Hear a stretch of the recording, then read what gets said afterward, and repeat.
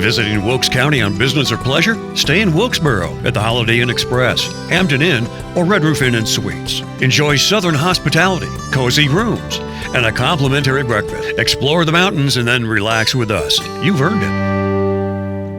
Closed captions for this episode of Life in Wilkes is brought to you by Deal Insurance Agency in Wilkesboro, an award-winning, experienced, family-owned and operated agency with service and coverage that goes above and beyond expectations. Join us on a captivating journey as we explore the charm, history, and vibrant culture of Wilkes County. Discover the hidden gems, inspiring stories, and remarkable people that make Wilkes a place worth knowing and celebrating. Join us now and experience the unique essence of Life in Wilkes. Armit Tevepaugh, good morning. Good morning. Good to see you again. Well, great to see you, and you're back for the Apple Report. We had that great peach report. You know, people reached out to the show. I lost count at, I think there was like 50 or 60 people, you know, and I think you guys heard some impact up on the mountain too. People were really excited about the peach harvest. Before we get into the Apple Report, let's talk about how the peach season actually has done, because it was early on, and you brought some, the Saturn peaches, the donut peaches. Those were great. So let's talk about how the peach season went. Did it meet your expectations? It did. We had a real good peach season.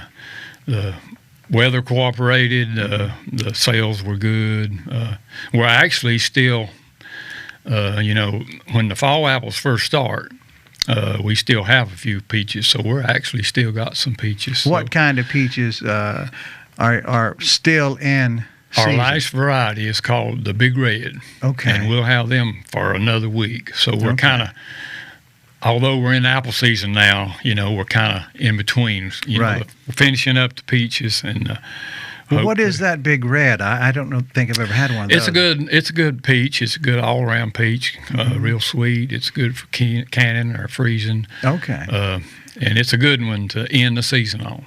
Okay. And it lives up to its name. It's big and red. Big and red, and it's kind of eases you into the red apples. That's it. That's it. And this is our first fall varieties. The red one, of course, is the Gala. Very popular apple, known worldwide, and then the yellow one is a new variety. It's called the Blondie. Okay. You were talking about that before. Yeah. Now, is this a sweeter apple? It's a sweet apple. Okay. Yeah. Is it similar to the Golden Delicious? Yeah, it is, and it's kind of between a golden and a Gala taste, I guess. Right. But it's a real popular variety, and they're the first two true fall type apples. Okay. We have summer apples, but this is the beginning of the season.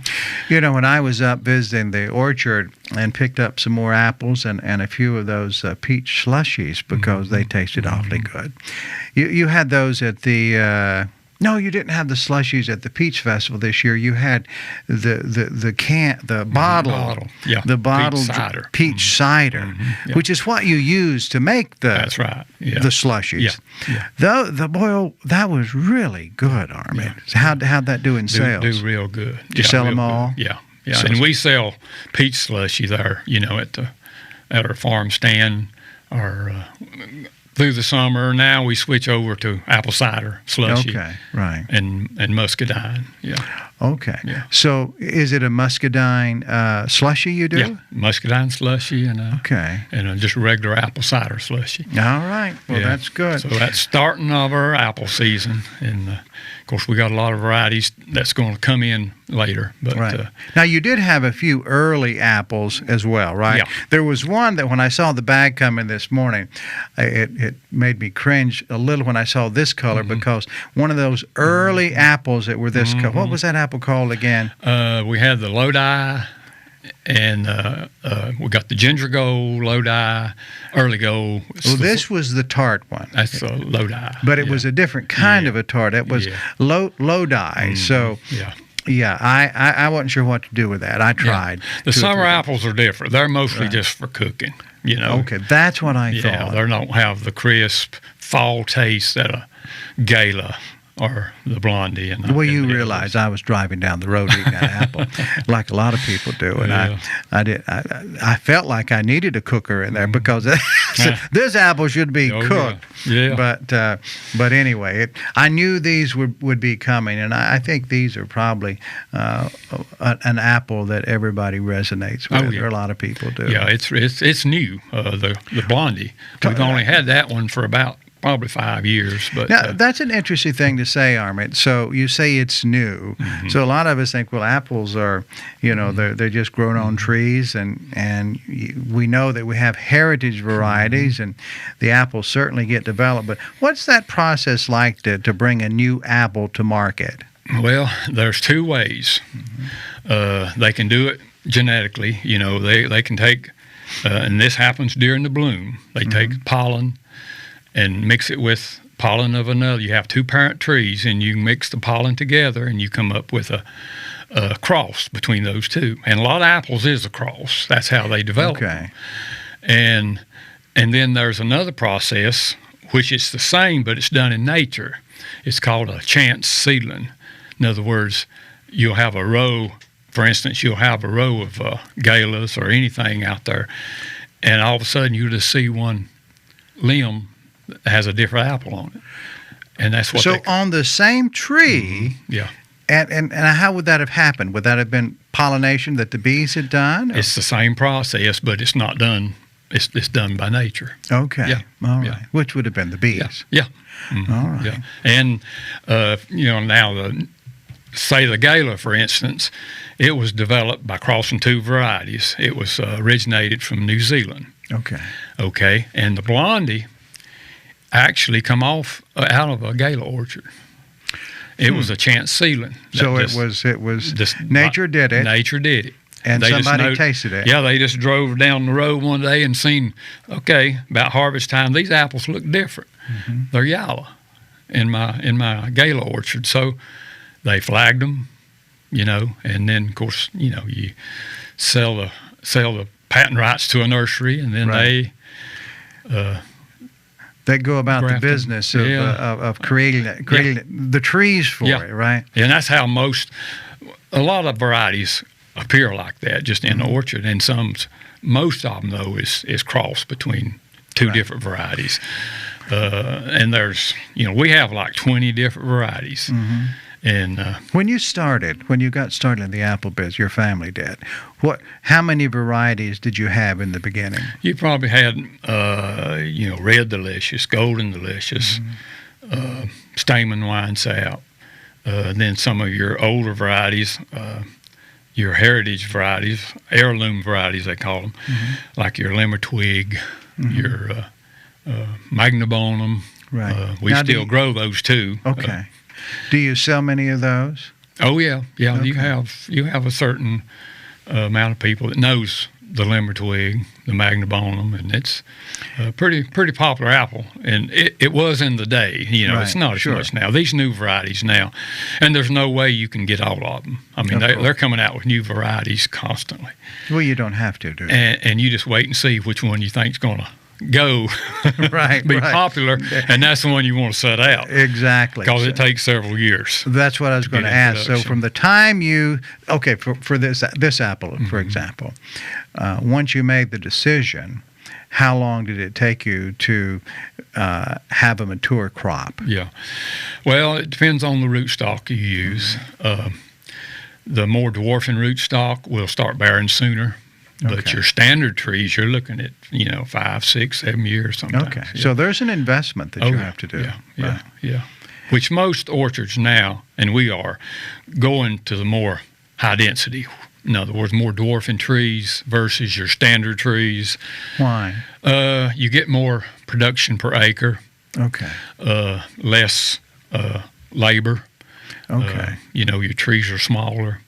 So they're smaller, so shorter, right? Shorter, yeah, closer together. Okay. And versus, your standard trees were like 25, some even 30 feet tall. Right. I've seen them that big, but I've met your sons; they're not that tall. and then versus, dwarfing rootstock, you can plant them as close as some plants them, 3 feet.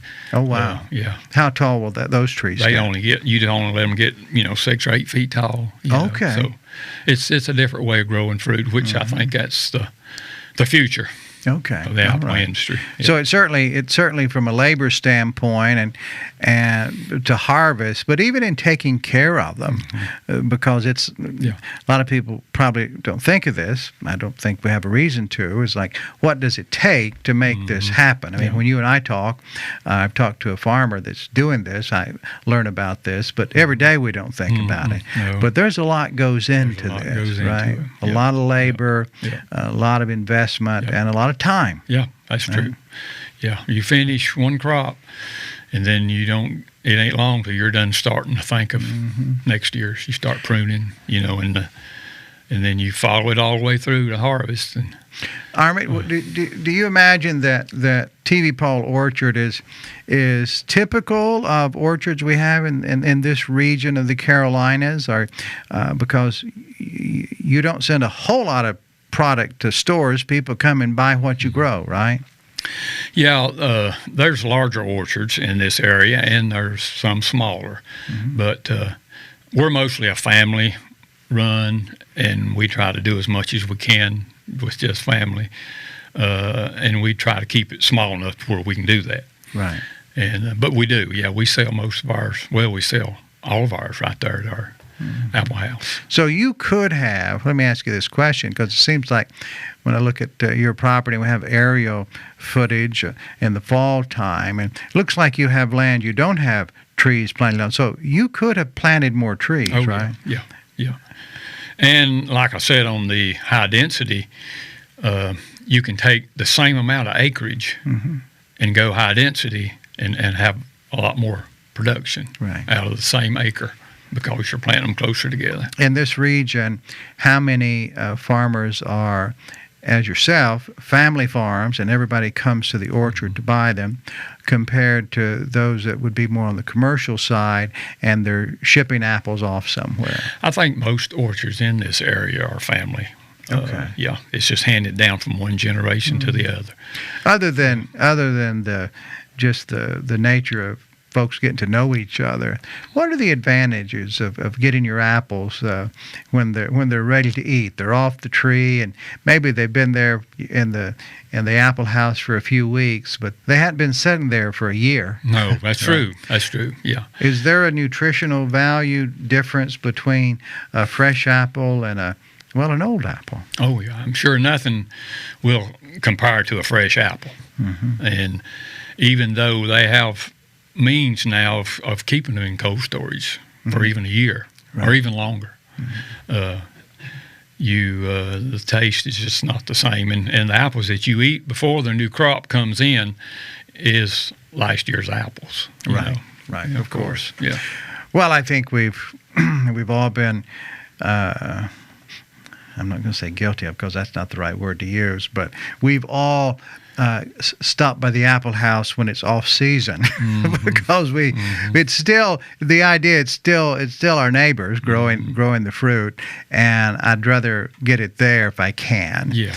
Now I also believe that there are plenty of great retail outlets that have wonderful apples. So I'm not saying that's not true, but it is nicer to get anything as close to where it's grown as possible. Yeah. Same thing about honey, right? Oh yeah. Yeah, that's true. Well, you have to have honeybees up there, right? Oh yeah. That's how all this happens. We was talking earlier about the pollination to get the pollen from one bloom to the other to create new varieties. The bees do it. Right. Automatic. Have you, in your long years of doing this, have you ever had a season of where there have been concerns? I know in certain parts of America, we've had times of bee shortages, and literally bee farmers bringing boxes of bees in to help pollinate. I see this down in South Carolina in the watermelon fields, and I remember the first time I saw that, I said, well, what's that guy doing over there with that big truck and them boxes? He said, well, those are bees. So he was dropping bees off at all these watermelon farms so that they could pollinate the crop. Yeah. Yeah, we have bees, and we've never had issue with pollination, but some larger orchards, they actually rent bees. But you have beehives. Yeah, we have beehives. Okay. Yeah. Now, do you have them spread out to help us imagine, because you have different apple orchards, so you got some right there from the apple house everybody can see. But I remember a few years ago we visited and we were filming on location, and we drove down the road a bit, right? So would you have beehives stationed there as well? Yeah. Well, ours are close enough to the orchard that we don't have to move them just for pollination. Right. Okay. Bees will travel pretty good ways, so we've never had issues as far as pollination with our bees there. Do you make the honey? Yeah, we do. Okay. Yeah, and sell it. Oh, okay. All right. Why haven't I known that? Yeah. I should have known that. Did you bring any honey today? No, I didn't bring any. I'm sorry. Armit, look at that. So there, it's going. So, is it apple honey? I'm sure it's a mixture. Okay. Yeah. You don't get just pure apple honey or pure sourwood honey or Of course. pure anything. It's a blend. Because you can't control that bee where he goes. Well, that'd be And right. you get clover, you get whatever's blooming, really. Right, of course, Yeah. of course. Does the idea of the purest apple honey, is there a taste difference, or? I don't know. Don't know what pure apple honey would actually taste like. Right. I've never had any pure, and I don't guess you could unless you could control the environment somehow.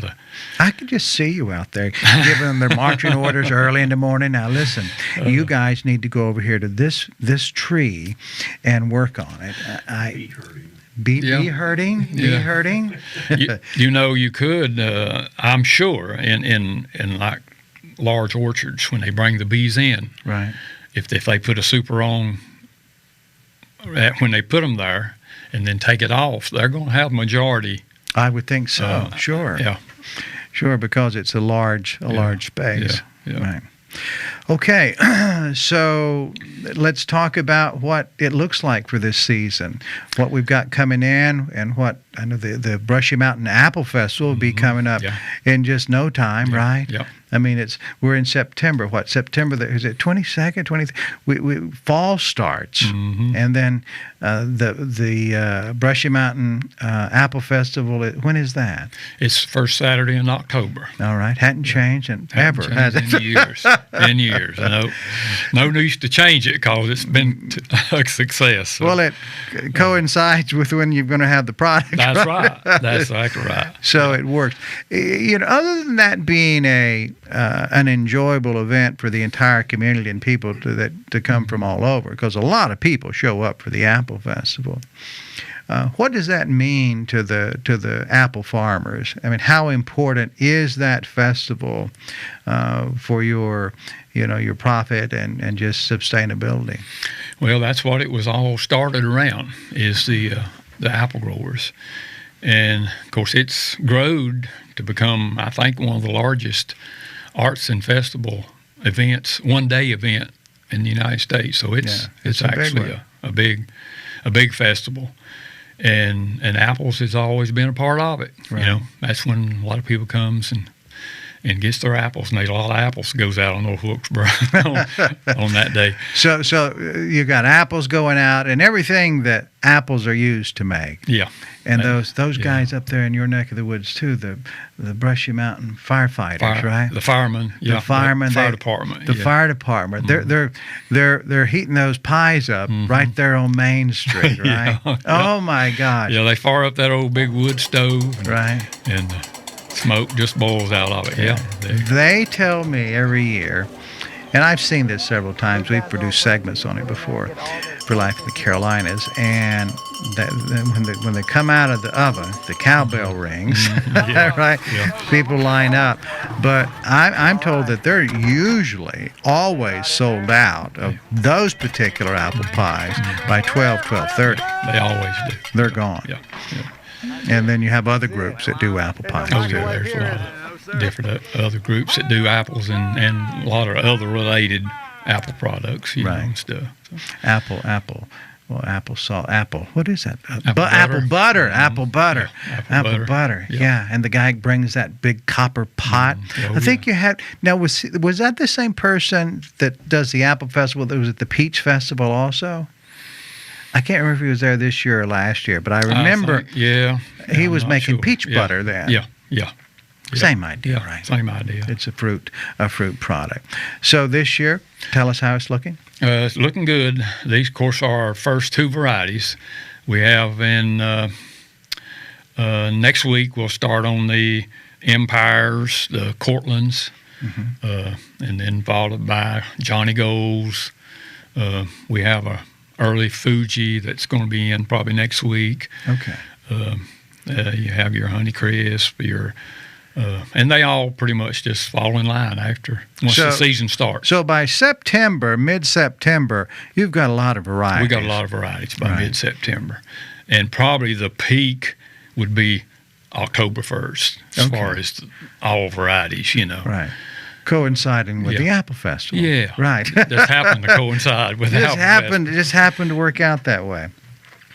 Any problems this year, or have the crops had any obstacles to overcome? We've been very fortunate. We dodged all the hailstorms, and of course we didn't have any freeze damage this spring. So we did have a little dry spell in the summer, which kind of affected the peaches, but not the apples.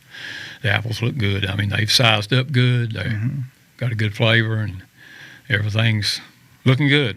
I remember when the peaches, you were talking about the peach harvest, there was something that was happening then. It was getting real warm, and you said that the hot weather on the peaches, as they're getting ready to come off the tree, the hotter the better, right? Yeah. Because it helps them be sweeter. Yeah. But apples are different. It's right the opposite. Okay. What we like, and like what we had last night, low 50s. You like that cool weather for two reasons. Well, it puts color on them, and also it gets people thinking about apples whenever you start getting cool weather. They think about fall, and then when you think about fall, you automatically think about apple harvest. So it's nature's chemistry at work, and then human emotional chemistry. That's it. A little bit of both. Well, it certainly works. You know, when you came into the studio this morning, and it's true. You never come empty-handed, and you brought the freshest thing you've got off the trees now. So that's awfully good of you. So if you look at this year on the financial side, because I think that's a very important thing, and we're all concerned with that, and I think we're sad when we don't have great harvest, because that means we don't get all the varieties we want. But it also means that affected you and all the other farmers in the area. Because when you and I talk, I imagine I'm talking to all the other farmers, because I think the experience that all of you have to go through is pretty darn similar, right? That's true. Yeah. It don't vary that much. And you know, the Brushy Mountain is unique, you know, in the way that our elevation, right? You know, and it paid off this year because we had a full crop. So that was a good thing. Yeah. Was this year enough to take care of the financial losses for the past few years? Well, it's hard to recoup. Right. You have several bad years. Lost money's lost money. Yeah, you lose money, but it's good to have a full crop. Right. Once in a while. That helps. And, now, do you have any idea from your industry on looking at future forecasts? I mean, from one year to the next, are there patterns or things that you can reasonably count on? Not really. I mean, I think everything goes in cycles. Okay. I mean, you might have several years, rainy years, and then you might have several dry years. Okay. And same way as the spring, sometimes you have a earlier spring, and then like this year, it worked out perfect as far as the spring weather. And it's hard to predict, you know. I don't really see. I know it goes from patterns to patterns. And, Right. So hopefully we're in a good pattern right hopefully now. it's changed for the better this year. You got the start of another good wave for a while. Yeah, Well, we're gonna eat our apples. They say an apple a day will keep the doctor away. I don't know if that works. You might need to eat 2 or 3 apples. Yeah, well, that'll keep him further away. So says the apple farmer. That's right. Yeah. All right. Your family doing well? Everybody's well. Right. Thanks. Yeah, we're real busy right now. Right. Yeah. That windy road, has it gotten any straighter going up to? No. It's the same. I mean, the more you travel it, the less windy it seems. But Right.